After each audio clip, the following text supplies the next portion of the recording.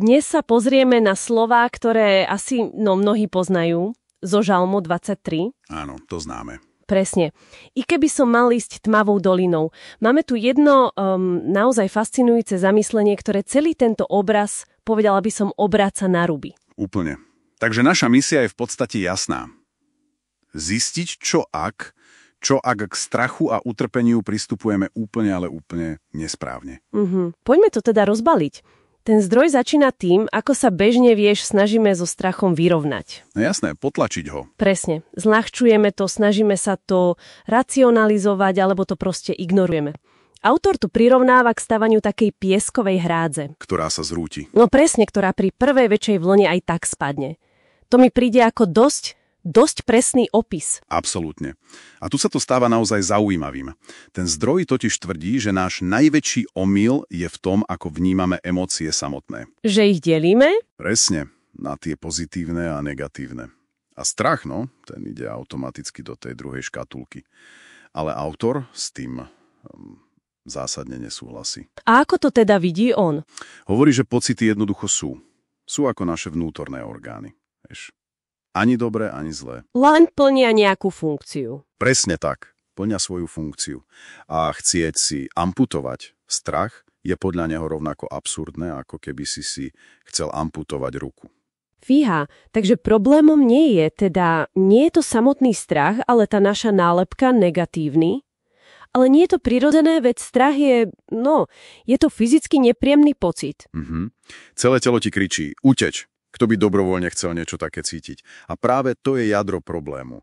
Autor hovorí, že sme v podstate všetci, ako to nazval, nainfikovaní predstavou o živote bez bolesti. O živote bez trápenia. Áno. Inštinktívne odmietame bolesť, no a práve toto odmietanie, to spôsobuje tie najväčšie škody. A tu sa opiera o fascinujúci výskum Carla Junga. Z toho medzivojnového obdobia však? Presne. On mal okolo seba generáciu ľudí zničených prvou svetovou vojnou. A hľadal odpoveď na to, prečo?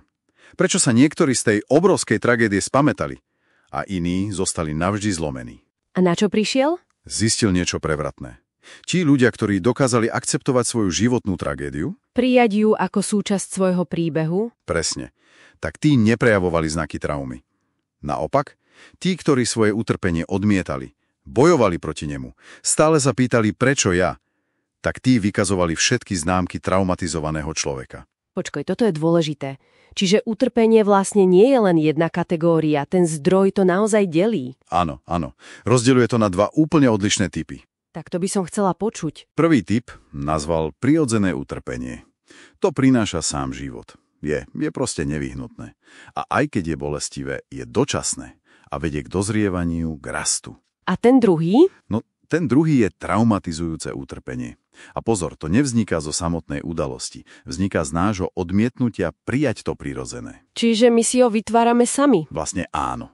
A tento typ je potom nekonečný, zdá sa byť bez smyslu a osobnosť skôr degraduje, než posilňuje. Dobre, skúsme si to dať na príklad. Povedzme, strata práce je to prirodzené utrpenie? Bolestivé, ale stáva sa. Áno, a to traumatizujúce by potom bolo, keby som roky odmietala túto skutočnosť, obviňovala všetkých naokolo a nedokázala sa pohnúť ďalej? To je presne ono.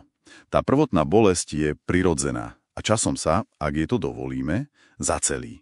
Ale ten nekonečný cyklus hnevu a odmietania, ktorý si vytvoríme, to je tá trauma, čo nás ničí zvútra. Rozumiem. A akú rolu v tom hrá ten strach? Strach je kľúčový.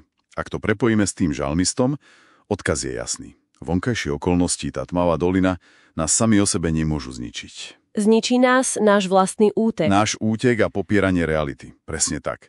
Strach nie je signál na útek. Naopak, je to nástroj, ktorý nám pomáha spracovať utrpenie. Takže Dávid alebo Ježiš, oni ten strach cítili, ale neutekli. Presne.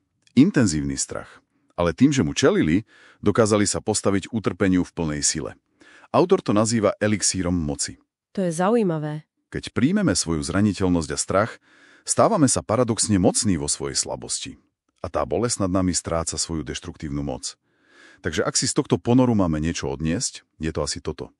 Utrpenie je v živote nevyhnutné, ale trauma často vzniká až z nášho odporu voči nemu. Presne tak. A strach nie je slabosť, ktorú treba potlačiť, ale skôr nástroj, ktorý nás môže vyzbrojiť do boja.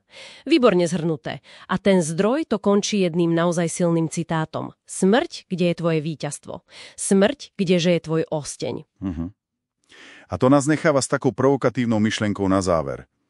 Čo ak cesta tmavou dolinou nie je len o hľadaní svetla na konci tunela, ale o objavení sily, ktorá sa nachádza jedine a práve v tej tme.